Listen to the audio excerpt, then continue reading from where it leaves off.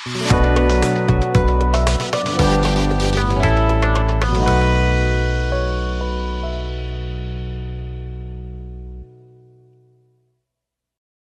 যে কেন এলো না, কিছু ভালো লাগে না, এবার আসুক তারে আমি মজা দেখা।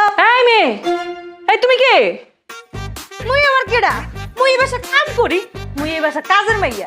কাজের মাইয়া? তোমারে এই বাসায় কাজ করার জন্য কে রাখছে? সামনে আবার কি যে কোন না, কেডা আবার রাখবো? ভাবি রাখছে। ভাবি? ও। বৌমা, এই বৌমা, এদিকে আসো তো। কি হয়েছে মা, আপনি এরকম ডাকাডাকি করতেছেন কেন? ডাকাডাকি করবো না? এই মেয়েরা নাকি তুমি কাজের জন্য এই বাসায় রাখছো? হ্যাঁ, আমি তো কাজের জন্য রাখছি। কেন, কি হয়েছে? আমি জানতে চাই তোমাদের টোনাটুনির সংসার, এই দুইজনের সংসার, আমার ছেলের সংসারে কাজের মানুষ রাখতে হয়েছে কেন? কাজের মানুষ মানুষ কেন রাখে মা? বাসায় কাজ করার জন্য রাখছি।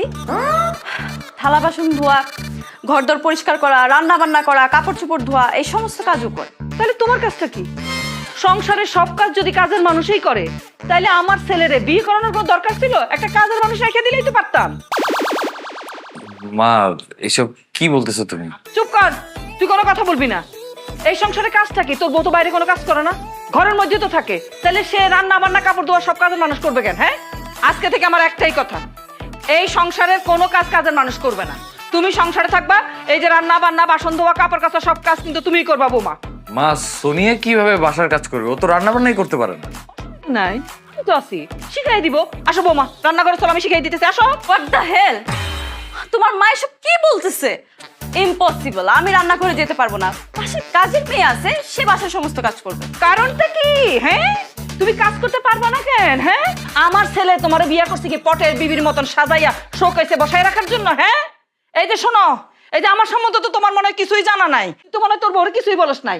আমি যখন আমার শ্বশুর বাড়িতে বউ হইয়া আসি, তখন আমার শ্বশুরের 4টা গরু ছিল। সেই নিজের হাতে সেই গরুরে ফ্যান খাওয়ানো, ভুসি খাওয়ানো সব আমি নিজের হাতে করতাম, বুঝছো? আমার শাশুড়ির দুনিয়ার হাঁস মুরগি ছিল, সব দেখাশোনা আমি করতাম। ওই পরিবারের 16 জন সদস্য ছিল, সবার জন্য রান্না বান্না 3 বেলা ভাত খাইতো সবাই, 3 বেলা, বুঝছো?